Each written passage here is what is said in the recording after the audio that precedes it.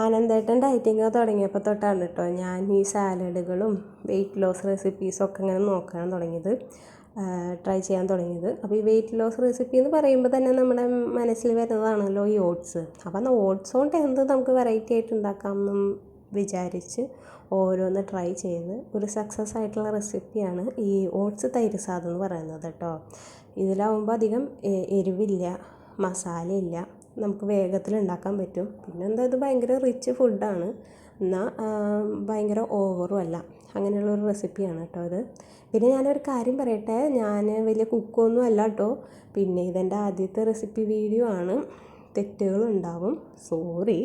പിന്നെ മറ്റ് വീഡിയോകളിൽ ഇങ്ങനെ കാണുന്ന പോലെ ഇങ്ങനെ പാത്രത്തിൽ ഓരോ ഇൻഗ്രീഡിയൻസൊക്കെ ഇങ്ങനെ വെച്ച് എനിക്ക് കാണിച്ചു തരണമെന്നൊക്കെ ആഗ്രഹമുണ്ട്. പക്ഷേ അത് കഴിഞ്ഞ് അതൊക്കെ ഞാൻ തന്നെ വേണ്ടേ കഴുകാൻ. അതുകൊണ്ട് ഇങ്ങനത്തെ റെസിപ്പികളിൽ ചിലപ്പോൾ അങ്ങനെയുള്ള സെഗ്മെൻറ്റുകൾ കണ്ടുവെന്ന് വരില്ല, അതിന് സോറി കേട്ടോ. അപ്പം നമുക്ക് റെസിപ്പിയിലേക്ക് വന്നാലോ. ഞാനിവിടെ എടുത്തിരിക്കുന്ന ഒരു കപ്പാണ്, ഒരു കപ്പ് ഓട്സാണ്, കപ്പല്ല എടുത്തിരിക്കുന്നത്, ഒരു കപ്പ് ഓട്സാണ് എടുത്തിരിക്കുന്നത്. എനിക്കും ആനന്ദേട്ടനും കൂടെ അതിൻ്റെ ആവശ്യമേ അതിന് 2 ഗ്ലാസ് വെള്ളമാണ് എടുത്തിരിക്കുന്നത്. ഓട്സ് പാലിലിട്ട് കുറുക്കുന്ന പോലെ നമ്മൾ വെള്ളത്തിലിട്ട് കുറുക്കുന്നു, അത്രേ ഉള്ളൂ വ്യത്യാസം. പിന്നെ ഈ ഓട്സ് കുറുകി വരുന്ന നേരെ നമുക്കിതിന് കുക്കിങ്ങിനായിട്ട് മെയിനായിട്ട് വരുന്ന സമയമുള്ളൂ. അത് കുറുകി വരുന്ന നേരം കൊണ്ട് നമുക്കിതിലേക്ക് ആവശ്യമായിട്ടുള്ള പച്ചക്കറികൾ ആഡ് ചെയ്യാം. ഗ്രേറ്റ് ചെയ്ത് വെക്കുകയാണ് ഞാൻ ചെയ്യാറ്, ഗ്രേറ്റ് ചെയ്ത് ആഡ് ചെയ്യാണ് ചെയ്യാറ്. ഞാനിവിടെ ക്യാരറ്റും കുക്കുംബറാണ് എടുത്തിരിക്കുന്നത്. അതാകുമ്പോൾ നല്ല ഫൈബറസ് കണ്ടൻറ്റുകൾ, ഫൈബർ കൂടുതലാണ്, പിന്നെ കുറേ വിറ്റാമിനുകളൊക്കെ ഉണ്ട്. അപ്പം ഞാനിത് രണ്ടുമാണ് ആഡ് ചെയ്തിരിക്കുന്നത്. നിങ്ങൾക്ക് വേണമെന്ന് വെച്ച് കഴിഞ്ഞാൽ ഒരു ബീട്രൂട്ടും കൂടി ഗ്രേറ്റ് ചെയ്ത് ആഡ് ചെയ്യാം കേട്ടോ. അപ്പോൾ ഇത് രണ്ടും കൂടി ഇത് ആഡ് ചെയ്യുന്നതിന് മുമ്പ് മറ്റേ ഓട്സ് വെന്ത് കഴിഞ്ഞ് കഴിഞ്ഞാൽ നമുക്ക് നമ്മുടെ ഗ്യാസ് സ്റ്റവ് ഓഫ് ചെയ്യാം. അത് കഴിഞ്ഞിട്ട് ഇതങ്ങ് ആഡ് ചെയ്താൽ മതി, കാരണം അതിട്ട് ഇങ്ങനെ വേവിക്കേണ്ട ആവശ്യമൊന്നുമില്ല, അതിങ്ങനെ പച്ചക്ക് കഴിക്കുന്നത് തന്നെയാണ് നല്ലത്. പിന്നെ ഞാനിവിടെ എടുത്തിരിക്കുന്നത് കട്ടത്തൈരാണ് കേട്ടോ. ഡബ്ബയിലൊക്കെ വരുന്ന തൈരില്ലേ, അതിനധികം പുളി ഉണ്ടാവില്ല, നല്ല ക്രീമി ആയിട്ടിരിക്കും. എനിക്കിതൊരു കുറുക്കിൻ്റെ ഒക്കെ കൺസിസ്റ്റൻസിയിൽ ഇരിക്കുന്നതാണ് ഇഷ്ടം. അതായത് അധികം കട്ടിയല്ല, എന്നാൽ ഭയങ്കര വെള്ളം ഉണ്ടാവരുത്, അങ്ങനത്തെ ഒരു ഇതിലിരിക്കുന്നതാണ് എനിക്കിഷ്ടം. അത് കഴിഞ്ഞിട്ട് നമ്മളിതിലേക്ക് ആവശ്യമായിട്ടുള്ള ഉപ്പിട്ട് കൊടുത്തു കഴിഞ്ഞാൽ നമ്മുടെ മെയിൻ പരിപാടി കഴിഞ്ഞു കേട്ടോ. മെയിൻ ടൈം കൺസ്യൂമിങ് ആയിട്ടുള്ള പരിപാടി അതോടെ തീർന്നു. ഇത് കഴിഞ്ഞിട്ട് പിന്നെ നമ്മൾ വെറുതെ ഇതിൽ തടുക്ക ചെയ്യൽ മാത്രമാണ്. തടുക്ക എന്ന് പറഞ്ഞു കഴിഞ്ഞാൽ നമ്മുടെ കടുക് വറുത്തിടുക, അത്രയേ ഉള്ളൂ. അപ്പോൾ അതിന് വേണ്ടി ഞാനെടുത്തത് വെളിച്ചെണ്ണയിലാണ് ഞാൻ ഈ കടുക് വറുത്തിടുന്നത്. നിങ്ങൾക്ക് വേണമെന്ന് വെച്ച് കഴിഞ്ഞാൽ നെയ്യിലും ചെയ്യാം കേട്ടോ.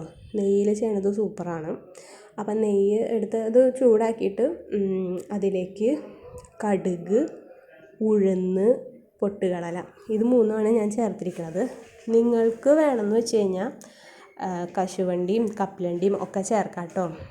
നമ്മുടെ ഡയറ്റിൽ നട്ട്സുകൾ ഇൻക്ലൂഡ് ചെയ്യണത് വളരെ നല്ല കാര്യമാണ്.